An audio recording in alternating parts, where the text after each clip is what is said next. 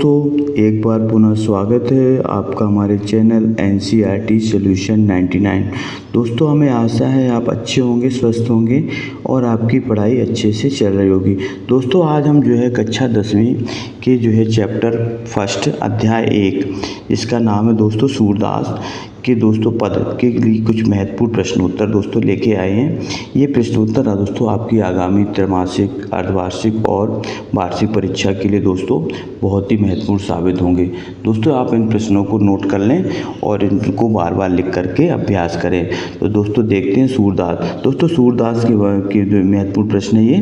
तो पहला प्रश्न था दोस्तों सूरदास वाला। पहला प्रश्न था गोपियों द्वारा ऊधों को भगवान कहने में क्या व्यंग्य निहित है। तो दोस्तों बताएं, गोपियों द्वारा ऊधों को भगवान कहने से दोस्तों बताना है क्या व्यंग्य निहित है। तो दोस्तों गोपियाँ ऊधों पर व्यंग्य अर्थात ताना मारते हुए दोस्तों कहती हैं कि तुम भगवान श्री कृष्ण के समीप रहते हुए भी उनके प्रेम के अनुभव न कर पाए, यह तुम्हारा दुर्भाग्य है। इस तरह दोस्तों गोपियाँ ऊधों को दोस्तों भगवान कहने में या तो ऊधों को ताना मारती हैं। दोस्तों ये प्रसंग भ्रमर गीत से लिया गया है। भ्रमर गीत दोस्तों श्रीमद् भागवत के 10वें स्कंद की कथा है। इसको भी आपको पता होना चाहिए। तो दोस्तों गोपियाँ ऊधों प्रसंग चैप्टर फर्स्ट है।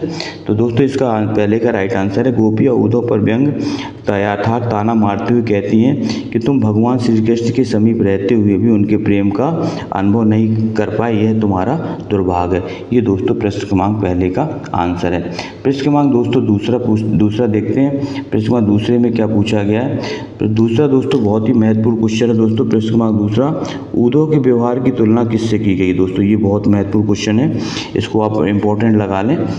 प्रश्न क्रमांक दूसरा दोस्तों, ऊधों के व्यवहार की तुलना कमल के पत्ते से की गई है और दोस्तों जो पानी में रहकर भी दोस्तों गीला नहीं होता। और दोस्तों दूसरी तुलना की गई दोस्तों तेल की गगरी से, कि दोस्तों तेल की गगरी में तेल लगी हुई गगरी को दोस्तों पानी में डुबोने पर उस पर पानी का कोई प्रभाव नहीं होता। इसी तरह दोस्तों ऊधों को भी तुम भी भगवान श्री कृष्ण के पास रहते हुए भी उनके प्रेम से अछूते रहे हो। तो दोस्तों ऊधों के व्यवहार की तुलना किससे की गई है। कमल के पत्ते से की गई है जो पानी में रहकर भी कभी भी गीला नहीं होता। प्रश्न क्रमांक दोस्तों तीसरा देखते हैं, ऊधों ने किन के उदाहरणों के माध्यम से ऊधों को उलाहने दिए। तो दोस्तों ये भी बहुत इंपॉर्टेंट क्वेश्चन है। गोपियों ने किन किन उदाहरणों के माध्यम से ऊधों को उलाहने दिए। तो दोस्तों गोपियों ने निम्नलिखित उदाहरणों के माध्यम से ऊधों को उलाहने दिए। पहला था दोस्तों कमल का पत्ता और दूसरा था दोस्तों तेल की मटकी। इन दोनों के माध्यम से दोस्तों ऊधों को उलाहने दिए। इसके बाद दोस्तों प्रश्न क्रमांक दोस्तों देखते हैं अगला, ऊधों द्वारा दिए गए योग के संदेश ने गोपियों की विरह अग्नि में घी का काम कैसे किया। तो दोस्तों जिस प्रकार दोस्तों जलती हुई आग में घी डालने से आग और बढ़ती है, उसी प्रकार जब गोपियों को यह संदेश मिला कि कृष्ण ना तो खुद आ रहे हैं और न गोपियों को योग में मन लगाने का संदेश दिया है, इस संदेश से गोपियों की विरह अग्नि में घी का काम किया। तो दोस्तों इस तरह ये ऊधों द्वारा योग के संदेश देने से गोपियों की विरह अग्नि में घी का काम क्यों किया। दोस्तों ऊधों दोस्तों कि भगवान कृष्ण मथुरा चले गए थे और दोस्तों उन्होंने गोपियों को यह संदेश दिया कि कृष्ण ना तो आ रहे हैं और उन्होंने ऊधों को योग का संदेश देने के लिए भेजा था गोपियों के पास। तो इस संदेश ने दोस्तों गोपियों को विरह अग्नि में घी का काम किया। इसके बाद प्रश्न क्रमांक है, मर्यादा ना रही के माध्यम से कौन सी मर्यादा ना रहने की बात की जा रही है। तो दोस्तों श्री कृष्ण ने गोपियों से प्रेम निभाने की बजाय उनके लिए योग का संदेश भेज दिया, इसी को गोपियों ने मर्यादा का उल्लंघन कहा है। तो ये दोस्तों प्रश्न क्रमांक का उत्तर। इसके बाद दोस्तों अगला देखते हैं, कृष्ण के प्रति अपने अनन्य प्रेम को गोपियों ने किस प्रकार व्यक्त किया। तो गोपियाँ कहती हैं दोस्तों जिस प्रकार चींटियाँ गुड़ से दूर नहीं रह सकती, उसी प्रकार हम भी श्री कृष्ण के प्रेम से दूर नहीं रह सकते। ये दोस्तों इस तरह उन्होंने अपने अनन्य प्रेम को दोस्तों व्यक्त किया है। इसके बाद दोस्तों प्रश्न क्रमांक अगला देखते हैं, गोपियों ने ऊधों से योग की शिक्षा कैसे लोगों को देने की बात की। तो इसमें बताया दोस्तों गोपियों ने दोस्तों ऊधों से से कहा कि वे योग की शिक्षा ऐसे लोगों को दो जिनका मन श्री कृष्ण के प्रति सच्चा प्रेम नहीं है, अर्थात जिनका मन जो है दोस्तों चक्री के समान है, जो एक जगह स्थिर नहीं रहता है, ऐसे लोगों को योग की शिक्षा देने की बात की है। गोपियों के अनुसार राजा का धर्म क्या होना चाहिए? दोस्तों बहुत ही महत्वपूर्ण क्वेश्चन, इसको IMP लगा लीजिए आप। गोपियों के अनुसार राजा का धर्म अपनी प्रजा की भलाई और उन्हें अन्याय से बचाए। ये दोस्तों इसका राइट आंसर है। ये प्रश्न अक्सर परीक्षाओं में पूछा जाता है। गोपियों ने अपने वाक् चातुर्य के आधार पर ज्ञानी उद्धव को परास्त कर दिया।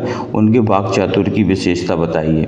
तो दोस्तों गोपियों के हृदय में कृष्ण प्रेम का सच्चा ज्वार है। यही आवेग उद्धव की बोलती बंद कर देता है। सच्चे प्रेम में इतनी शक्ति है कि बड़े से बड़े ज्ञानी भी उनके सामने घुटने टेक देते हैं। तो दोस्तों ये था उद्धव गोपियों का प्रसंग। दोस्तों उद्धव गोपी प्रसंग जो है भ्रमर गीत से लिया गया है।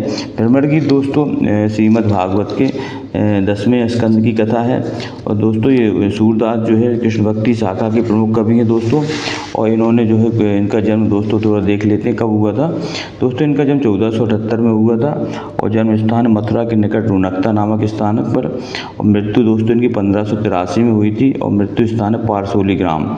इनके माता का नाम जमुना दास, पिता का नाम रामदास, गुरु का नाम दोस्तों बल्लभाचार्य। ये दोस्तों प्रश्न अक्सर पूछा जाता है कि सूरदास से गुरु का नाम क्या था? बल्लभादास। और दोस्तों इनकी भक्ति थी सखा भाव, वात्सल्य भाव और माधुर भाव की।